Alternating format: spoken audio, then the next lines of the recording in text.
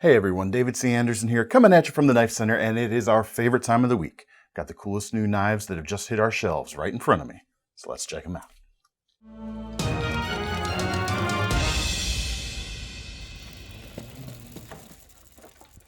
All right, we're starting things off this week with one of my favorite handle materials, new Burlap Micarta version of the Aes Atelier from GiantMouse, with a roughly 3-inch L-Max blade with that very signature clip point style to it. Just such a cool thing. Almost a full flat grind on there. Going to be pretty slicey and a nice crown spine on the top to look good while you're cutting as well. And feel good too, as you can see under the thumb right here. No crisp edges to get in into your flesh, shall we say. I hate when they get in my flesh. The design of this knife, of course, from the blade to the handle, derives originally from the Grand model, which was itself a takedown or a derivation of the GM5 model. So there's a lot of history in this shape anyway, and a lot of recognizable design features, not just for the brand, but for, I think, backing up 1 second. So GiantMouse is a collaborative brand between Jens Anso and Jesper Vaknes. And I think this one, especially, you can see a little bit more of the Vox DNA in it, I would say, than the Anso DNA, especially with that blade shape and that opening hole in that blade itself. Speaking of that opening hole, before I get to the handles, let's talk about opening. Well, no flipper tab on this. It is simply that blade cutout. Thumb, of course, works perfectly fine. This is a liner locking knife, so you don't even have to worry about putting pressure on the lock bar when you're doing that. Just nice and easy. And let's check out the reverse flick. Nice and easy as well. Ball bearings in the pivot here, of course.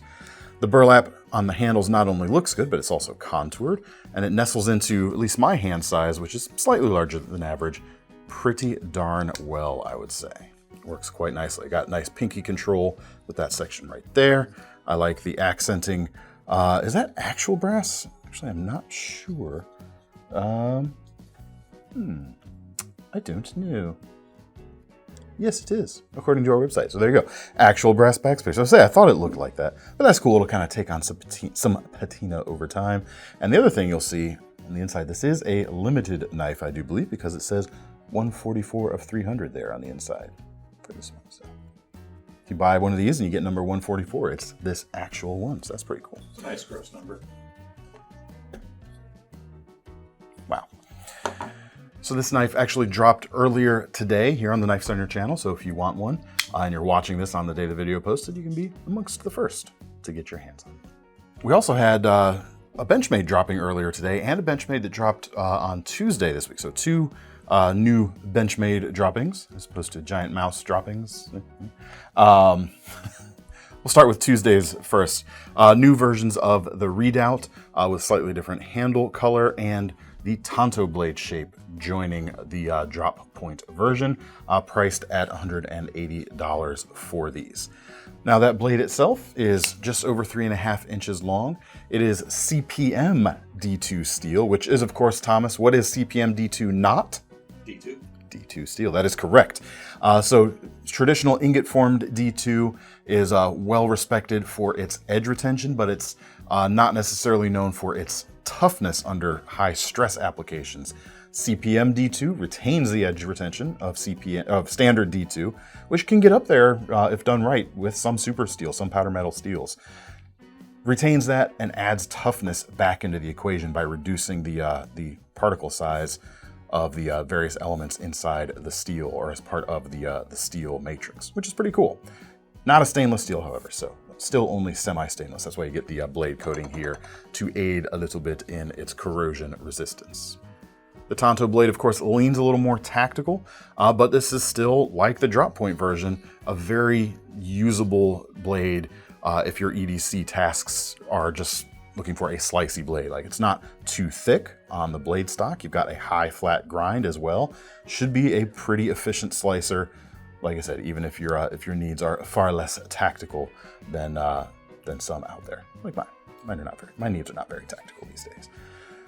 Handle, you've got basically two-piece injection molded construction. The new color is on the untextured part, although there's a hint of texture, but compared to the kind of grenade style or frag style texture on the second portion. Not as textured now, is it? And that, I believe, is the actual same color as the standard version. And it has a lot of retention, or a lot of traction, not just in your grip, but also underneath that pocket clip too. You know, may turn it into a little bit of a pocket shredder, but it is going to be a lot more difficult for it to accidentally fall out at the same time. That clip is reversible, even though it's mounted from the tail, so it's very deep carry too. That's a nice touch. And the overall handle shape is very neutral, so large hands or small hands should have no real problem utilizing this handle and maximizing the efficiency of this knife. Last detail, forgot to mention, of course, it's the axis lock. So you can do that, which is a lot of fun. I can do that all day. I won't bore you. Check those out now. If you want the drop point, those are also still available. The next Benchmade on the table that dropped earlier today is the new Mini Claymore OTF, which is a bit more of a, well, it's more compact. I don't necessarily want to say more EDC friendly than some larger OTFs out there, because most OTFs are pretty narrow, and even if they're on the longer side, they're pretty easy to fit in a pocket, I would say. But it's something a little more compact, a little more manageable than those fuller sized OTFs. The Mini Claymore OTF here. Just over 3 inches on the blade, again, CPM D2, so much tougher than your standard D2.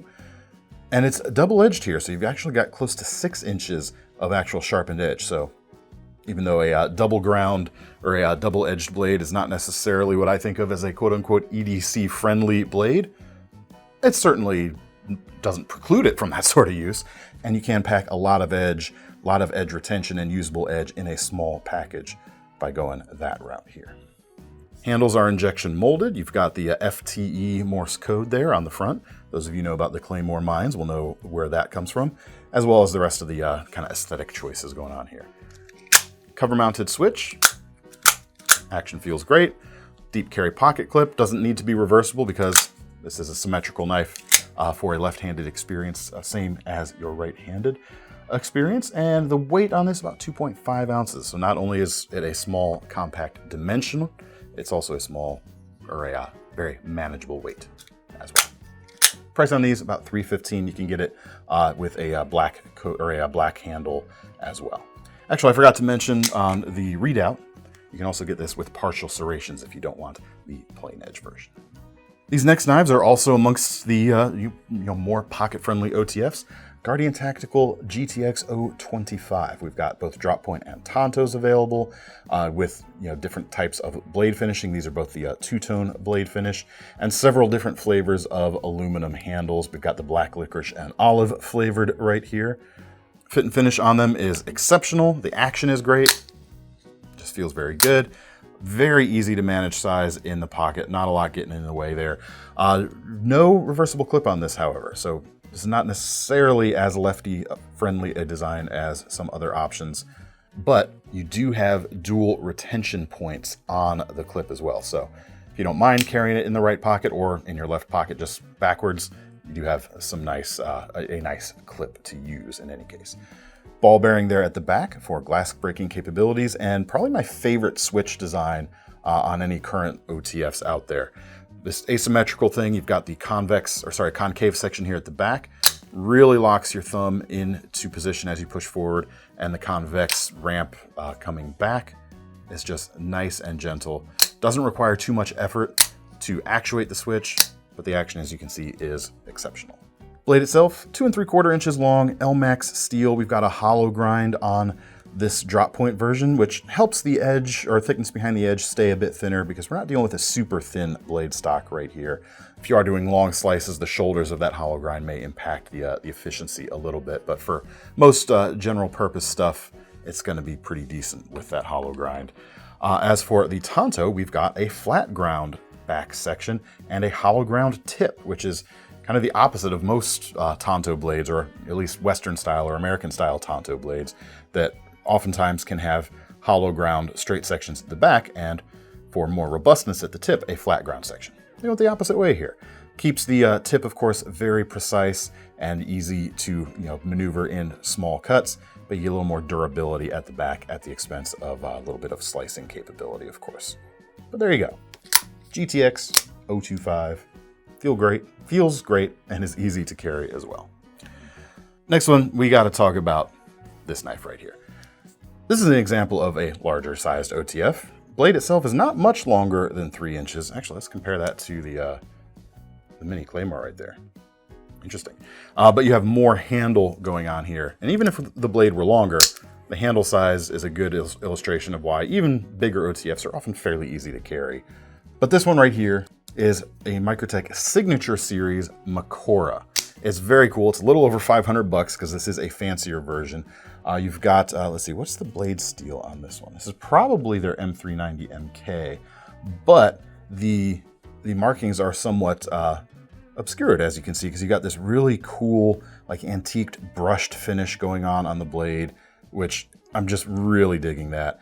I like the brushed finish on the chassis as well. It's aluminum, but you have a little bit of, it's got to be a faux patina. It's not actual like tarnishing or anything, but they've done something to give it a little bit of that look. I like it. It's very rustic. And then leather inlays front and back. That's just very cool too. Classic Microtech action. This is not their newly developed system. It is the older style, which has always been very reliable, even if it requires a little bit more effort to use than the newer. It's just an awesome knife, and I wanted to appreciate it. I hope you appreciate it too. The style of that one gives me a good reason to talk now and segue to this Randall right here. We just got in a decent sized batch of Randall knives you can check out. We'll just leave a link probably to the whole brand page down below so you can see what's available at this point in time. But this is the copper companion, and this very ornate version is coming in around $795 right now. We've got a 5-inch stainless blade, drop point, hollow ground with a swedge, and a little bit of sharpened edge there on the back edge of the swedge, which for using this as a hunting knife, which could certainly be well suited to that role, is going to aid in piercing and penetration, of course. But it's a very cool general purpose blade style in any case. Copper fitments for the hilt right here, along with black micarta, it looks like. Yeah, that's got to be black micarta. That looks very cool. Red spacers as well, and that stag handle, very choice, and copper there at the back. Stag, of course, being a naturally occurring material, is going to be different from knife to knife, but this one feels very good. It's a little bit on the oval side, so it might twist a little bit in use. Again, each one's going to vary a little bit, but it feels good. Whole balance feels great. You can get up in front of the guard there for some finer control when you want. Yeah, if you're looking for a Randall that's just a good general purpose knife as opposed to a big Bowie or a dedicated combat knife, this could be a great option. Comes with a sheath, typical Randall fashion. We've got leather with a retention strap and a pocket on the front with a sharpening stone. All the classic goodies you want from a Randall. Next up, got a new batch of LT Wright knives in recently, one of which is the XL Workhorse making its return. $225 for this version. A few different flavors are available. This is the Twisted Natural Micarta version. Not all of them that we have right now have this twisted finish. It's just one that we like because it adds some visual flair as well as some texture without actually feeling like it's going to raise some hot spots. It looks more aggressive than it is, which is a pretty cool trick. But this, with a name like Workhorse, it's got to be just made to work. And this knife is made to work. Simple, just over 4-inch blade, 1/8-inch thick 01 steel with a Scandi grind. It's going to be super tough, easy to maintain with that Scandi, and just ready to take a beating as well. Yeah, and it feels stout in the hand too, just ready to lay into some heavy work. The Scandi grind may bias it a little bit towards the outdoor usage, like the bushcrafty types of stuff. That type of edge, of course, works great on woods especially, but it's going to be just at home as at any job where you just need something that can take a beating. It feels very nice. Comes with, as is standard with LT Wright knives, a JRE Industries leather sheath. This one is the simple simple pouch style. No adornments such as a fire steel loop or dangler, although you can add a dangler later if you want. We sell those castrum ones here at the KnifeCenter if you were interested. Nice. All right, next up, we've got some budget stuff, which is good because we've had a lot of expensive stuff on the table so far. Some quite affordable knives from Real Steel. They're leaning into the folded steel handle type of construction that we saw on their Sacra model, for example. And it's cool because it kind of, I'm sure, simplifies production a little bit, which is of course going to allow them to hit a slightly lower price point than if they made this knife a different way. But it's also it's kind of an old school method in making a bit of a comeback in their lineup. The nice thing about it, apart from whatever production considerations there may be, it creates a very stable handle. Because there's no fasteners holding each side together, one less thing to worry about there. Fasteners can come loose over time, and it's just rock solid feeling, even on a slim knife like this, which is the Sylph. And it has another steel overlay on top of the folded steel handle, which creates a very cool look. And this one happens to look like copper, but it is actually steel. Lots of different options available. You can get one more plain Jane all around. There's a black handle and blade and handle with blue overlays. I really like the black with the dark gray overlay, but there's some really cool ones to check out. Make sure to check them out at the site below. Price on this, only $52. What you get is a blade just over 3 inches long. You've got Nitro V steel, which is very cool to see at this price point. Stainless, quite tough for a stainless steel as well, and respectable edge holding too, I would say. Can get a real fine edge on this steel, similar to stuff like 14C28N if you're familiar with that. Real nice. High flat grind, Poltergeist Knifeworks design, as you can see. Very slim tip, so it could be very good at precise usage of the tip in day-to-day use. Crown spine, which, in addition to looking good and feeling good, really leans into that folded aesthetic of the handle there, and I think that's just really, really cool looking. We have a deep carry pocket clip. It is reversible, but this is a right-hand facing lock with the liner lock right there. So not only is it a folded steel frame, or a folded steel handle, the liner lock itself is part of that folded steel too. Let's check out the action. Is good, is good. Ball bearings in that pivot. Real nice profile folded up. Just very cool.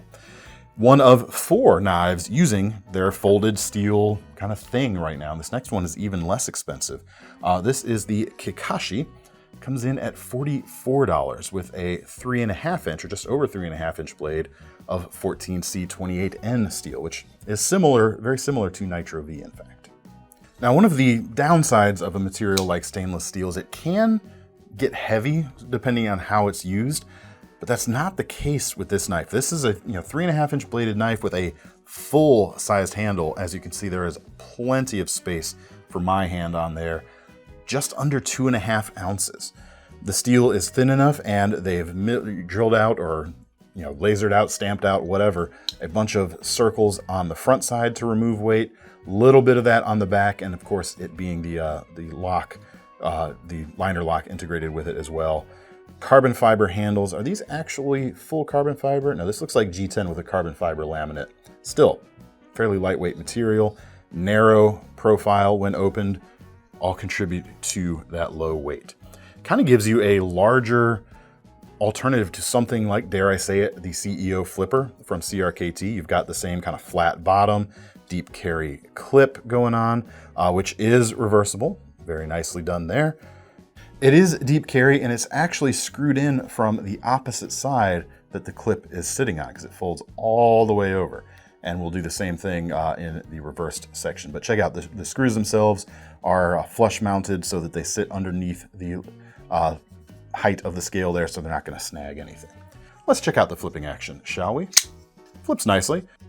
I will say, this is something that doesn't happen to me every time, but this is a culprit of that folded construction. Sometimes my finger kind of catches right here on that lip, on that edge. So if you're the kind of person who flicks your knife open all day, that may be something that gets annoying or might become uncomfortable. Doesn't happen to me every time. Like I said, if you're just using this knife more regularly, probably not going to be an issue. Back to the blade itself, I think that really does further that comparison to the icon like the CEO. You've got actually, this is technically a drop point, however, instead of a straight backed blade. Let's see, yeah, it's straight until the very end. You've got a little hint of a drop right there, but full flat ground and swedge. That's going to be a very nice daily cutter at really, that's a phenomenal price for 3.5 inch blade of this steel. that feels this good. Yeah, very nice. And even less expensive, you've got the Iris, an O-stop Hell design, also with that folded steel frame, also fairly lightweight feeling. Weight on this one, geez, 1.69 ounces. Very, very simple to carry. $32 for this knife with a 3-inch 12C27 blade. So compared to your 14C28N steel, less edge retention with the 12C27, but a bit more toughness involved with it. Very cool spear point. It's almost a spear point blade. Drop point blade with a full flat grind. Folded steel construction and G10 overlays. Many flavors are available. Here is your cinnamon flavored version, like your big red style cinnamon, not your like actual, cooking cinnamon. And you can get this with a front flipper or a conventional rear flipper in, again, all of those different flavor varieties.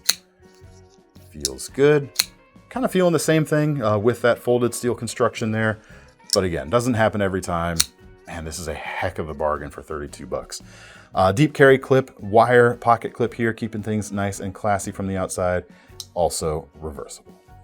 The last on the folded steel, real steel train, also an O-stop Hell design, is the Perix, a crossbar locking knife, similar to the Sacra we mentioned earlier, coming in at $60 with a 3.5-inch Nitro V blade.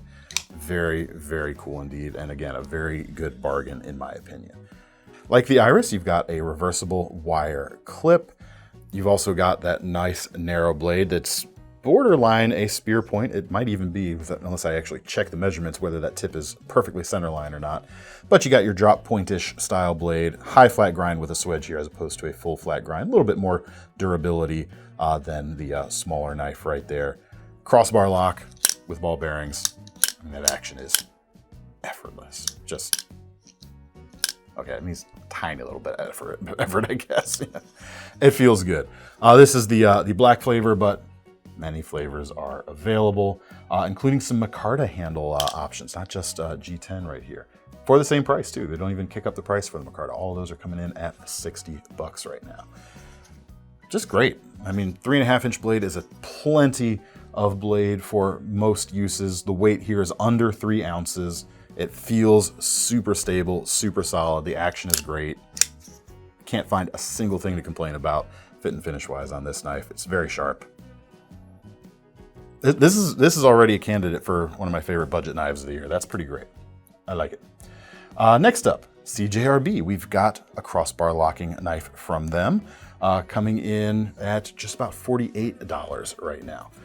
Just over 3 inches on that blade. You've got RPM 9 steel, which is their spray form version of a 9CR steel, giving it more toughness than that steel and still maintaining a very good edge retention on this knife as well.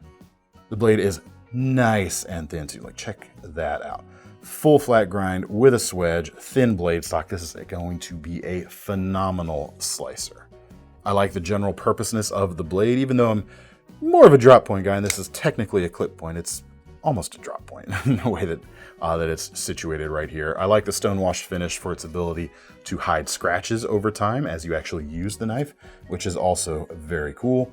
The handles are G10. You've got a faux inlay milled into it. Plenty of length here, despite it being a compact knife. I'd say for most hand sizes, unless you're like super large, to get a full gorilla grip on this knife, so you can really work that blade length that you've got right there, which is pretty nice. Deep carry pocket clip, which is reversible.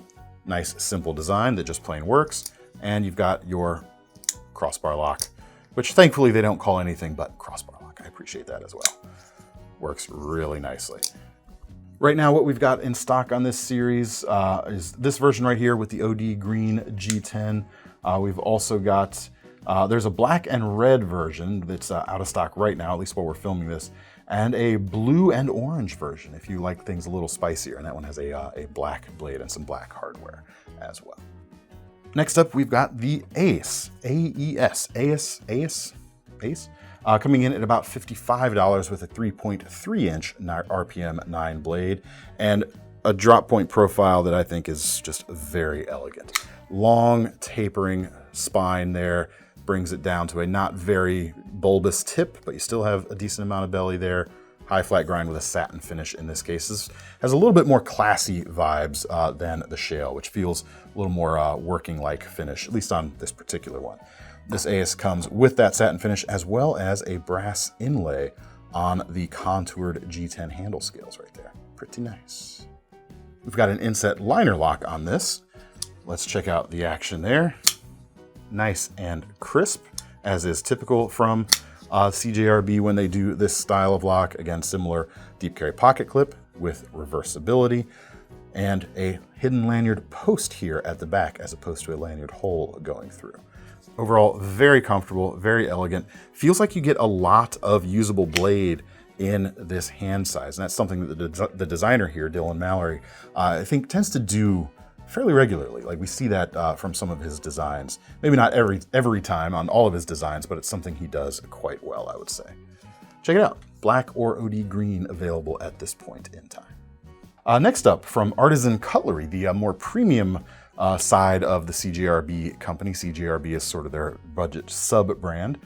We've got several knives with S90V to talk about, including, I don't have any actually on the table, but new versions of the Satyr have just come out, and the Prime has now hit the table. And this is a funny one for me because this type of shape, this aesthetic is very much not my normal thing, but I am really drawn to this shape. It's got like this pugnacious attitude, this like bulldog-like intensity to it, which I think is just really cool. And I like the way the edge drops from the handle too. It's just a little bit different in a good way from everything else out there. Comes in just under 200 bucks. Blade itself is 3 inches long, S90V, so you've got tons of edge retention to work with. High flat grind, not too thick. It's going to slice pretty well, but it still feels like a very robust blade overall, despite it not being chunky. Maybe imagining things, I don't know, but that's the way it feels. Handle itself is contoured. We've got green micarta on the front and milled titanium on the back, milled titanium clip with internally mounted pins, nice touch, and just a pretty decent feel in the hand. It's on the slim side. It's not necessarily a hand-filling grip, but it's fairly accommodating, I would say. You could certainly do a gorilla grip if you need to push this through a bigger cut, but if you're doing that all the time, maybe something with a more hand-filling handle. I don't know. I like it. What do you folks think? Next up, coming in about $150 right now, we've got the Cleo, just over 2.5 inch S90V sheepsfoot style blade. This very much feels to me like a button lock alternative to something, button lock premium alternative to something like CRKT's Pilar series. Definitely see that in the blade shape right there. S90V again, great edge retention, high flat grind. The blade profile has that kind of stout attitude, but it's not nearly as thick as the Pilars, for example. Those tend to be a little bit thicker, but yeah, just great utility shape. Great for opening up boxes day to day, I would say. Great for any kind of scoring on the surface. You got a little bit of drop to it, a little bit of space for your fingers to get under there if you're doing that type of cuts where you're using that tip a lot. Titanium handles, faux milled inlay, titanium clip, and ye olde button lock. Feels good in the wrist flick. The standard flick feels good as well. Standard grip is only about a 3-finger grip for me, so it's not a huge knife. You do have that choil area to get up in, and I wouldn't it's one of those ones where it's sharpened through into the choil area, so I wouldn't want to really bear down in that area, but it does give a little space if I wanted to just barely get my 4th finger on that handle and push through a heavier cut. You could do it with this knife here. And next up on the S90 Artisan train, we've got the Weyden. This is a cool knife. This kind of reminds me of a little bit of what we talked about last week with that QSP, the punk or the turtle punk, that had a bit of kind of Canadian belt knife and style influences in it. This does as well in an entirely different way. But here it is, the Weyden. You've got a 3¼ inch S90V blade. What do we want to even call that? Website, we're calling it a harpoon blade. I wouldn't quite agree there because you don't quite have the harpoon tip, but I can see where they're going with that. It's kind of a stylized drop point, maybe? I don't know. Chime in below if you think you have a good name for this blade shape. It's certainly going to be a very useful blade shape. We got a mid-height flat grind, very long flat ground swedge as well. Titanium on the backside with really finely milled inlay or milled lines and a titanium clip. And the front, so cool. Gold flake carbon fiber and a tie mascus inlay, which is very nice. Like the the classic Canadian belt knife, we have a very neutral elliptical style handle, which has a little bit more faceting going on to give it some more purposeful character lines here. But like any kind of neutral elliptically shaped handle, you've got a shape that's going to work across a broad spectrum of different hand sizes. No finger guard to get in the way either. If you like to get real close behind the edge, there is a hint of jimping there to give yourself a little bit of tactile feedback, but nothing to get in the way. Let's check out the action. It's a front flipper. Oh no, what am I gonna do? This one is not too bad. If you're typically not a huge fan of front flippers because they don't always work for you, asking for a friend sort of thing, this one is gonna work pretty nicely. First of all, it's that top flipper style, which is already a little easier than most true front flippers. And you've also got this little flare right at the tip, giving yourself plenty to latch on to your thumb as you do that front flip. It even works on the index finger flip like so. So there are plenty of options. Last but not least, we've got a Reate. This is the Tribute. This is a front flipper, but it's a top flipper, so it still works. Just about 330 bucks for these, 332 actually for the standard versions, or you can spend more for the Damasteel versions. 474 for that Damasteel version, I should say, but that also comes with Mokutai bolsters and a clip. So that's a pretty cool thing right there. But this one, 2 3/4 inch M390 blade, classic style of drop point, really nicely done horizontal hand rubbed finish, very cool. Titanium bolsters, fat carbon inlays. This is the White Storm, but other flavors are available. And you've got the liner lock on there. Fairly compact in the pocket, but robust feeling, like a lot of the Reate stuff we have seen over the years.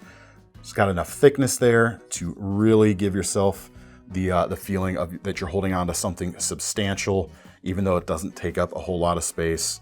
Blade stock should stand up to some heavier use if needed as well. Ball bearings in the pivot with that top style flipper means you can do the index finger flip as well as the standard front flip. Both are going to work quite nicely. Should I just like pause a little bit and actually show it instead of just like monkeying around with it in my hands? Yeah, so you're getting harder to track every day. Sorry, I should work on that. Less caffeine. Fewer caffeinated beverages. Never. Not gonna happen. Well noted. I will endeavor to do better next time, folks. But here you go. Here is the knife. Just like the feel. It's very nice. B-roll rolling hard today. Well, that's what we've got today, folks. Let me know what you liked. And if you want to get your hands on any of them, check out the links in the description. That'll take you to KnifeCenter.com. Don't forget about our long-running Knife Rewards program, because the least we can do when you buy one of our knives today is give you some free money to spend on your next one. I'm David C. Anderson from the Knife Center. That's Thomas behind the camera, and we are signing off. See you next time.